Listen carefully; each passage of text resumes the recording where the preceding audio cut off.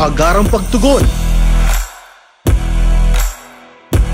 May malasakit at pag-aksyon.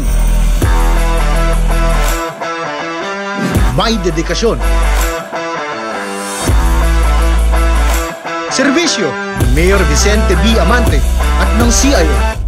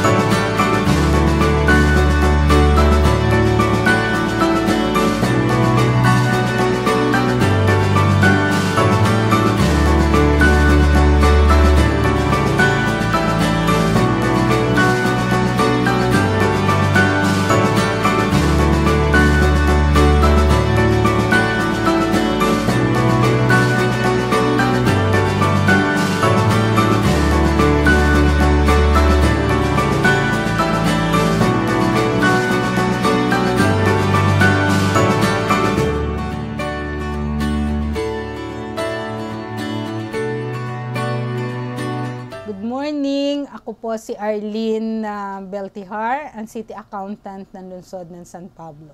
Ang City Accountant's Office po ay binubuo ng 3 division. Meron po kami General Accounting, Barangay Accounting, at ang Internal Audit Division. Ang Office of the City Accountant ang mandated ng ating Local Government Code para sa mga accounting and internal auditing ng local government. So kami ang nagre-record at gumagawa ng mga financial report ng ating cities at ganun din ng 80 barangays ng ating lungsod. So yung mga accounting works, yung mga remittances ng atin sa GSIS, sa BIR, sa PhilHealth, sa Pag-ibig. So ang amin din pong opisina ang gumagawa monthly. So bale, Kami ay gumagawa ng trial balance ng monthly naming sinasubmit sa Commission on Audit. Plus yung ating quarterly reports na kailangan naman sa DILG. And then yung pinakamarami naming bulk of works ay pag year end. So talagang marami kaming financial reports, mga schedule na isinasubmit sa Commission on Audit at sa DILG. So ang aming opisina ay may dalawang telepono. So ito yung 5626-577, 5627-687. So kung meron kayong kailangan na malaman o mga katanungan tungkol sa mga financial, management services. So, bukas po ang aming tanggapan para sa aming serbisyo. Meron kaming email ad na ito ang ginagamit namin, yung spcaccounting@yahoo.com. At sa palaging tagubilin ni Mayor Vicente B. Amante, serbisyong may ngiti, San Pableño ang wagi.